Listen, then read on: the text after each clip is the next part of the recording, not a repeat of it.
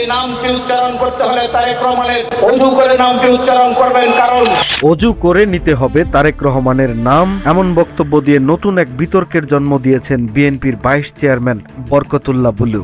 স্বাধীনতার মহান ঘোষকের সুযোগ্য পুত্র বাংলাদেশের বৃহত্তম রাজনৈতিক দলের চেয়ারপারসন হচ্ছে শহীদ প্রেসিডেন্ট উত্তরসূরি তারেক রহমান। তার নামটি উচ্চারণ করতে হলে উজু করে করবে। সম্প্রতি সামাজিক যোগাযোগ মাধ্যমে আর এমন বক্তব্যে দলের ভাবমূর্তি নিয়ে উঠেছে প্রশ্ন, সেই সাথে উঠেছে সমালোচনার ঝড়। তবে এমন মন্তব্য করার কিছুক্ষণ পরই দুঃখ প্রকাশও করেছেন বিএনপির এই নেতা।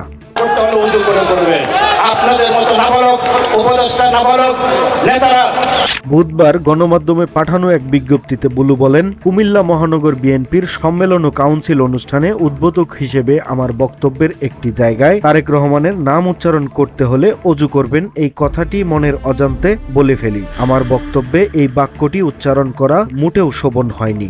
এইভাবে কথাবার্তা বলবেন না, দেশকে বিভক্ত করবেন না। আকস্মিকভাবে উচ্চারিত এই ধরনের বক্তব্যের জন্য দলের নেতাকর্মী, সমর্থক ও শুভানুধ্যায়ীদের মনে আঘাত হেনেছে। আমার এই বক্তব্যের সঙ্গে দলের নেতাকর্মীদের কোনো সম্পর্ক নেই।